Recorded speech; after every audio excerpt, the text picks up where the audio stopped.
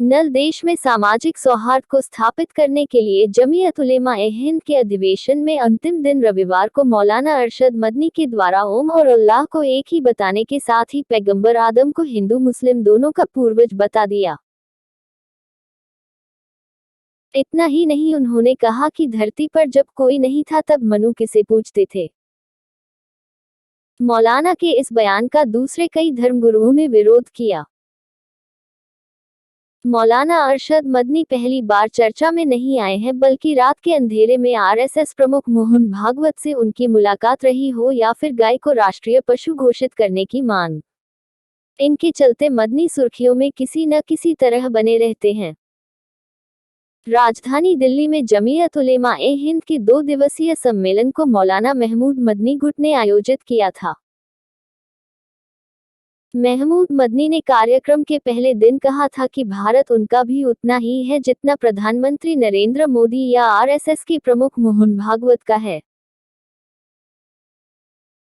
साथ ही ये भी कहा है कि इस्लाम भारत में सबसे पुराना धर्म है, लेकिन अधिवेशन के अंतिम दिन उनके चाचा मौलाना अरशद मदनी ने तो उससे भी बड़ी लकीर खींच दी और कहा कि उम और अल्लाह के अलावा मनु और पैगंबर आदम एक हैं। मदनी ने बताया, अल्लाह ओम एक। मौलाना अरशद मदनी ने महमूद मदनी के कार्यक्रम में कहा, मैंने बड़े बड़े धर्मगुरुओं से पूछा कि जब कोई नहीं था, न श्री राम थे, न ब्रह्मा थे, न शिव थे, जब कोई नहीं था तब सवाल पैदा होता है कि मनु पूजते किसे थे। उन्होंने कहा कि कोई कहता है कि शिव को पूजते थे, लेकिन उनके पास इल्म नहीं है। बहुत कम लोग ये बताते हैं कि जब कुछ नहीं था दुनिया में तो मनु उनको पूजते थे। मदनी कहते हैं, तब मैंने पूछा कि ओम कौन है। बहुत से लोगों ने कहा कि ये हवा है, जिसका कोई रूप नहीं है, कोई रंग नहीं है। वो दुनिया में हर जगह है, हवा हर जगह है। उन्होंने आसमान बनाया, उन्होंने जमीन बनाई। मदनी ने कहा, मैंने कहा कि अरे बाबा, इन्हीं को तो हम अल्लाह कहते हैं, इन्हीं को तो तुम ईश्वर कहते हो। फारसी बोलने वाले खुदा और अंग्रेजी बोलने वाले गॉड कहते हैं।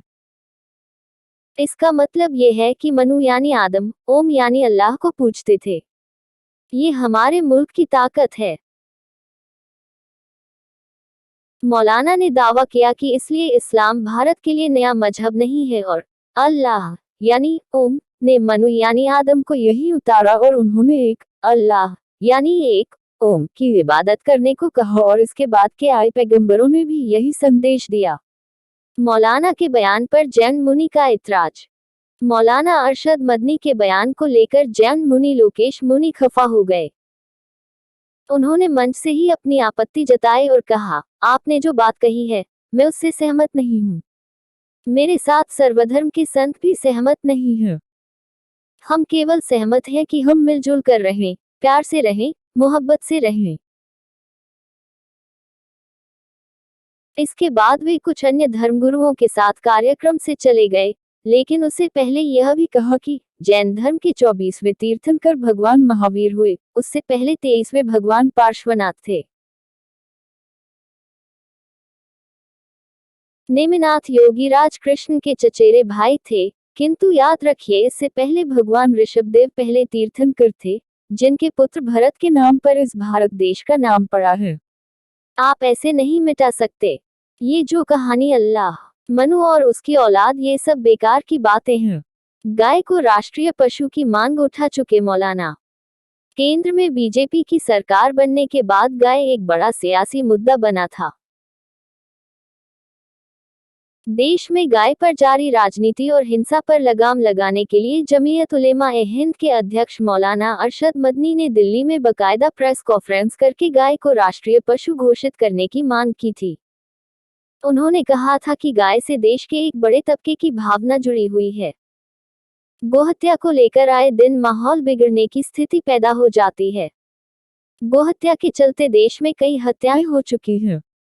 इस तरह की घटनाओं से बचने के लिए गाय को राष्ट्रीय पशु घोषित किया जाए।